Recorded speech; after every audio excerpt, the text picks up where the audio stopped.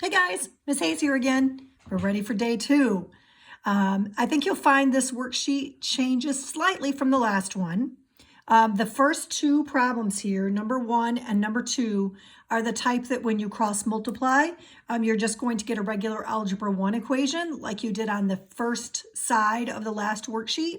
And so I think those are pretty straightforward. I'm not going to go through any of those except to say that on this one right here, you might want to change this into a 2/1. Okay, other than that, those 2 are pretty straightforward. Then starting with problem number 3 over here, and from that point on, every one of these problems is going to turn into a quadratic like the ones were on the back of the first worksheet.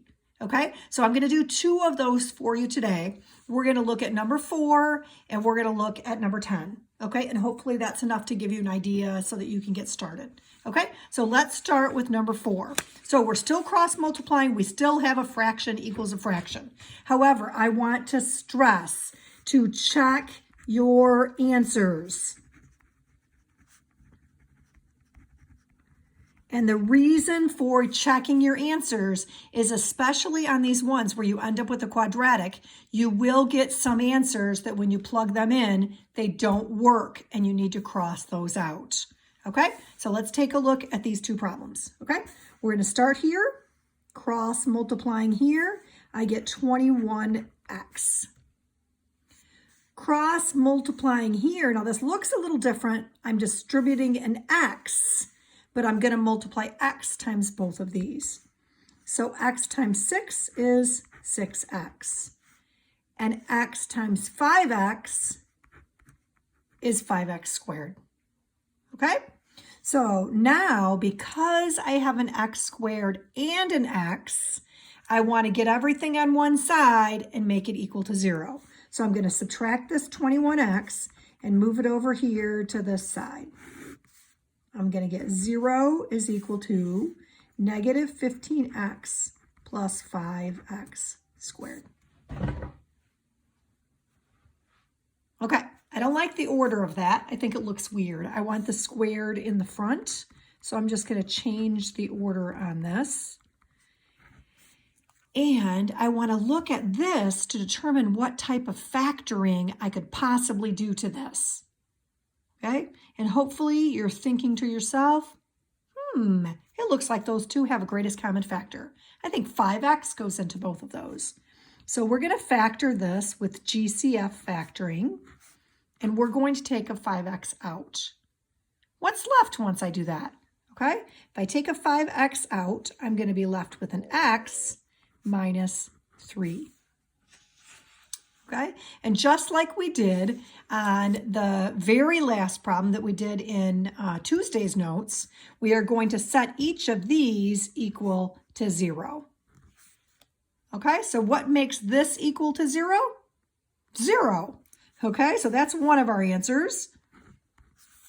And what makes this equal to 0? Well, that would be 3. So these are my 2 answers. Okay, but like I said, you need to be really careful and check your answers. So I'm going to plug those back into my original equation and see if they work. Okay, I'm going to start with a 0. So if I put the 0 back up here for x, okay, I don't have to go very far before I realize I'm going to have a problem. Okay, the top of this is going to be okay. 6 plus 5 times 0 is just 6. So I get 6 on the top. But on the bottom, I get 3 times 0, which is 0. Okay, and over here, I put a 0 in, 7 divided by 0. Can I divide by 0? We've talked about this hundreds of times. No, we can't. Even your calculator, when you divide by 0, will tell you no, cannot divide by 0. So this one does not work. This is not within our domain, if you want me to get picky with you about math terms. It's not in our domain, so we have to get rid of it. It's an excluded value. Okay, so I'm going to cross that out. Okay, so this one didn't work. But I'm still going to check my other answer because it might work. Okay, so I'm going to put the 3 over here. 6 plus 5 times 3 is 15.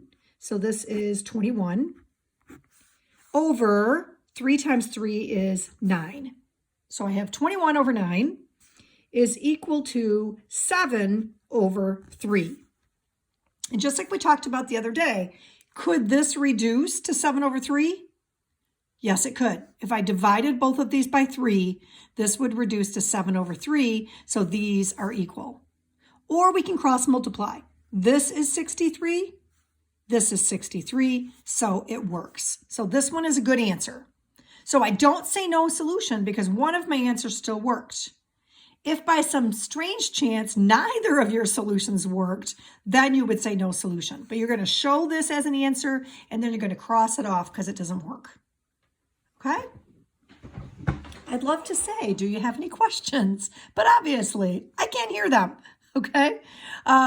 So if you have questions, you can contact me. We can set up an additional Zoom meeting, or you can save your questions for Tuesday when we have our regular Zoom meeting. Okay? I'm so sorry that I can't see your faces to see if you're catching on, but hopefully you are. Okay? All right, we're going to do one more problem before we're done for the day, and this is number 10 from the worksheet. By the way, I'm purposely picking problems from the worksheet so that when you get to the worksheet, it's going to help you get going. Okay? All right, same thing on this one. We need to cross multiply. Okay, and when I cross multiply these, I have to do FOIL. I have to multiply these together. Okay, and what happens when I multiply those together? Well, my first term is x squared.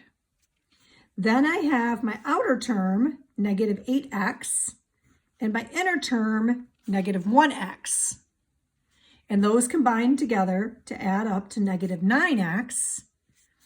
And on the end, I have plus 8 because I have a negative 1 times a negative 8, which makes a positive 8.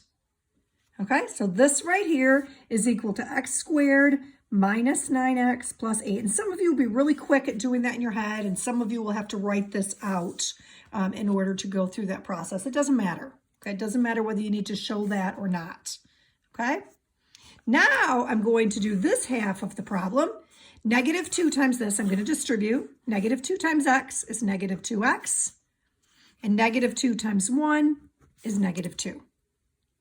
Now I want to get this, again, all on one side equal to 0 because it has an x squared and an x. So I'm going to add 2x to both sides. And I'm also going to add 2 at the same time. So I'm going to get x squared minus 7x plus 10 is equal to 0. Okay, now just like up here, we did some factoring. We're going to do some factoring here, but it's a completely different type. This was GCF factoring. This is going to be reverse FOIL factoring. Okay, and that means we are looking for numbers that multiply to be 10 and add to be negative 7. So negative 5 and negative 2. And then again, I set each piece equal to 0. Okay, each piece equal to 0. This one would be 5. 5 minus 5 is 0. And this one would be 2 because 2 minus 2 is 0. Okay. So I have two solutions. And again, I want to put them both in and make sure that they work. Okay, I'm going to draw a little dotted line here. I'm noticing these are running into each other. Okay, so here is 5 and 2, and I want to put those into my original problem for number 10 and see if they work. So if I put 5 up here, I'm going to get, let me write this off to the side, negative 2 over 5 minus 1, which is 4. And if I put 5 over here, I'm going to get 5 minus 3, 8, sorry, 5 minus 8, which is negative 3, and 5 plus 1, which is 6. Are those two fractions equal to each other? Of course they are. They're both equal to negative 1/2. So this answer works. Okay, 5 is a good answer. Okay, that both sides reduce to negative 1/2. Or we could cross multiply and say this is negative 12 and this is negative 12. Okay, now I'm going to check 2 and see if that works. So again, I'm going back to my original problem. Negative 2, 2 minus 1 is 1. 2 minus 8 is negative 6. 2 plus 1 is 3. And again, I can see that these both reduce to negative 2 or I can cross multiply. -6 is equal to -6. So this answer works as well. Okay, so sometimes both of your answers will work, and sometimes only one of the answers will work. Okay, so it's really important that you check your answers. Okay, I'm going to put that back up there for one last time so that you guys can see the whole page at one time. Move my camera a little bit here so that you can see that whole thing at one time. And I'm going to take a picture of that as well so that I can post that for you guys to follow along with on Google Classroom or Google Classroom. It's been a long day, guys. Alrighty. Anyway, good luck. Contact me if you have questions. Take your time. Check your answers. Stay safe. Love you guys. See you later. Bye.